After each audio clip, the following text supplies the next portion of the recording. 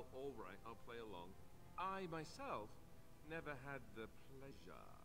Not that I haven't thought about it, of course. But, you know.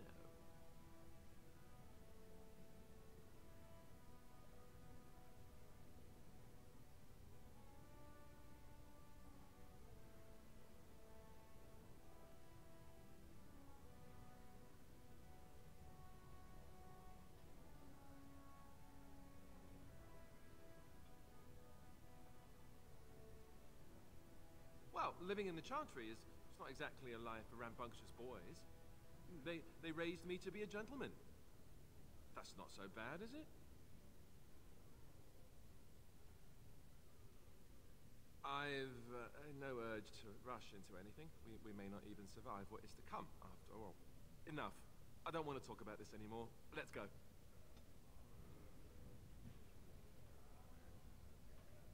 Something on your mind?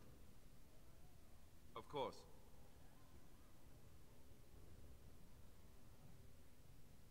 Essentially, they're trained to fight. The Chantry would tell you that the Templars exist simply to defend. But don't let them fool you. They're an army. The other main purpose for a Templar is, of course, to hunt mages.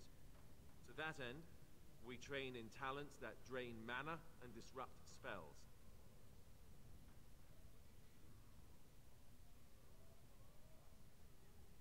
Perhaps, but there usually isn't much of an opportunity.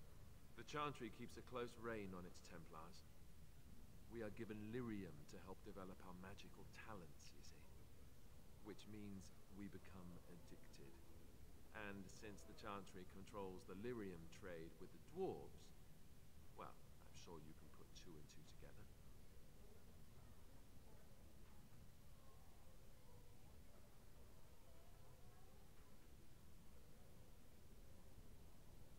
Well, they do it, and they feel perfectly justified.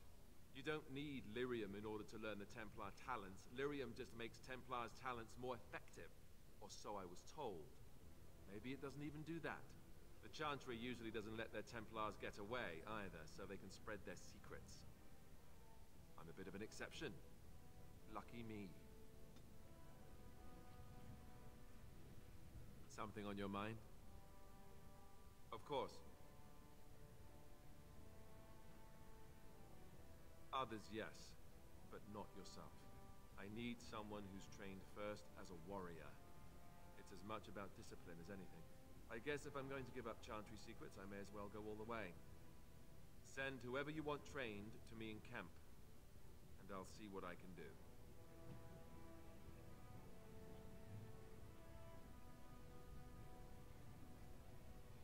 Something on your mind? Of course. Such as they are. Here in Ferelden, there's our compound in Denerim at the palace, but that's it. Loghain will have control over that and be watching it, no doubt. Beyond that, the only place I know of is Weishaupt Fortress. That's the headquarters of all Grey Wardens in the Anderfelds, 1,000 miles from here. But I've no idea how to even contact them. So unless we try to get back to the compound in Denerim, I suppose the answer is no. There's nowhere for us to go.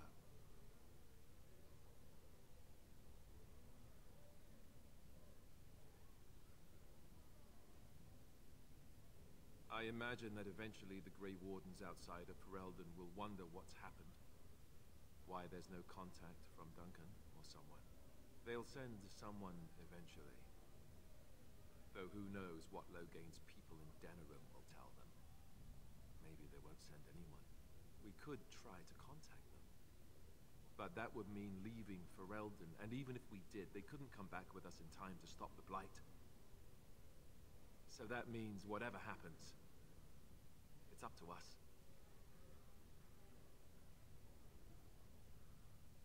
I mean, eventually we would have to use the joining to make more Grey Wardens, right? But I don't know how to do the joining, or what's involved. I know it involves lyrium and some other magic and that it's really difficult to prepare, but that's it. Unless we can find out more about the joining, I guess we better get used to the idea that there might only be two of us for now. Until more come from elsewhere.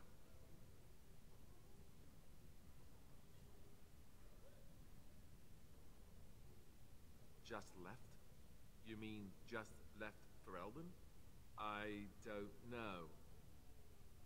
If there's an archdemon, however, we're supposed to be the only ones who can defeat it. And that means the Blight would grow unchecked.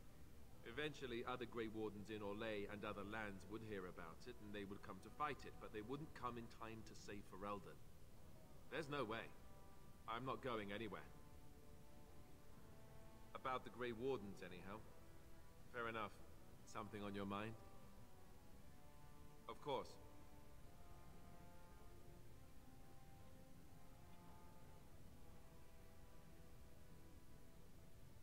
You never asked?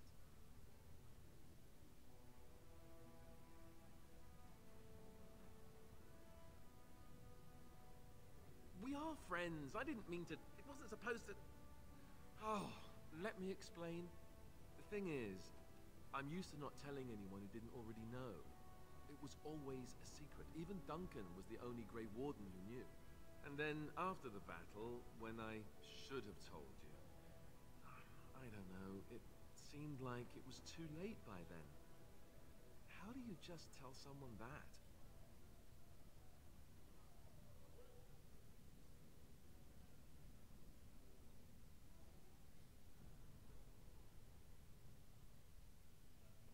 Yes, well, I suppose part of me kind of liked you not knowing.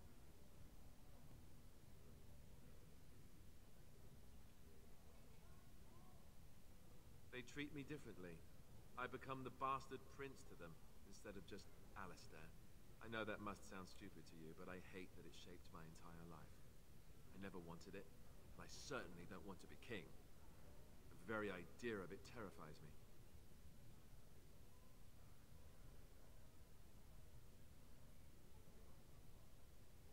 Hello? Have you met me? I'm no leader of men. I don't want to be the person sitting on the throne and making decisions that affect the lives of others. It just isn't me. I guess I should be thankful that Arl Eamon is far more likely to inherit the throne.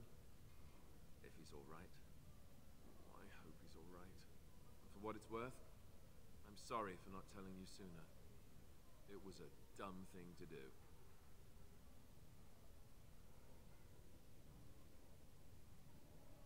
I guess it's kind of a relief that you know now. Let's go.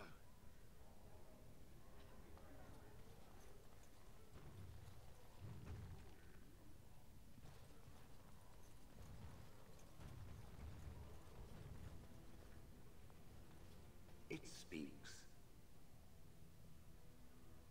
Yes, its adventures are interesting, even if the chances for success are remarkably slim. It would be better to throw oneself off a cliff, I suspect. Does it wish me to leave? I can, though I see no reason to go.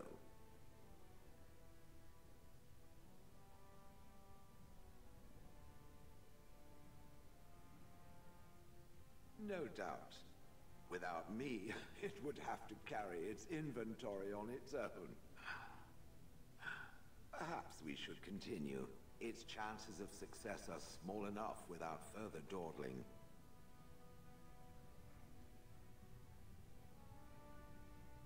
It speaks. It doesn't have better things to do.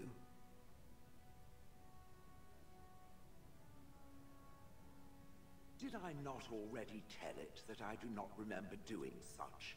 I remember having a master. My memories of what happened to him are vague.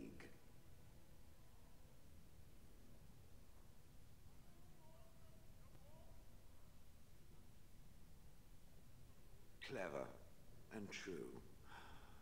Oh, very well. Let me see what I can recall.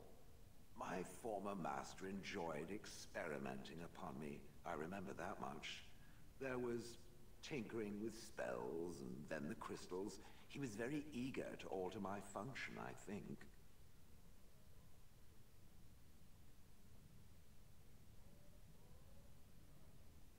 Flattery, and obvious flattery too.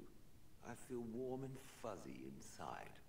He possessed my control rod, and back then, it would have prevented me from doing anything he did not command me to, no matter how I might have wished to. So what happened? I am unsure. He was experimenting, and then nothing.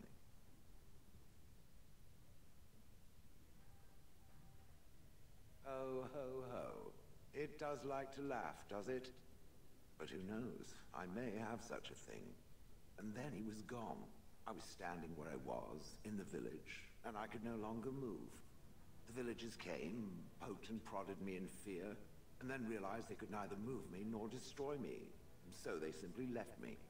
And in time, I forgot I hadn't stood there all along.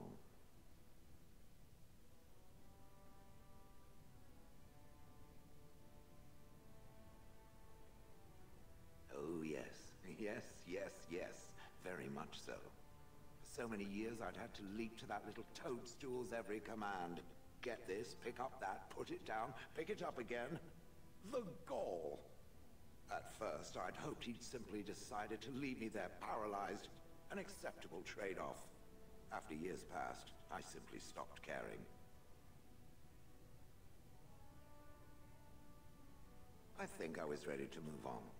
Another few years and the moss would have covered my face. And then where would I have been?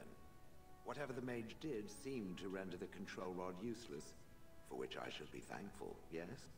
And provided it doesn't decide to copy his experiments, not that I would allow it, it is nothing to fear from me. Much.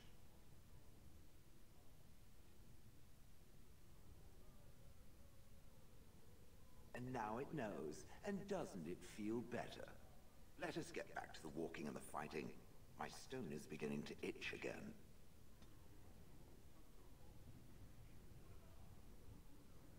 It speaks. It doesn't have better things. I like to think of them as accessories.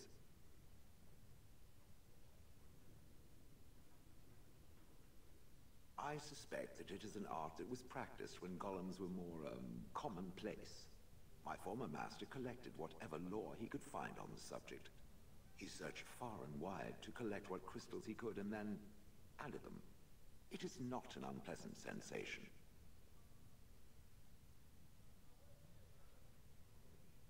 So I would assume.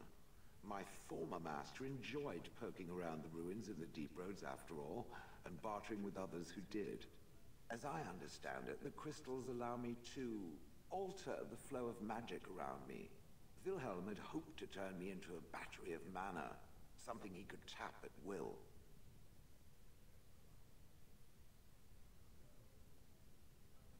Some of the crystals increase the presence of mana, some absorb or reflect spells. There are various kinds. All I can promise is that should it ever find one of these crystals, I can likely tell it the function and what it would do if added to me.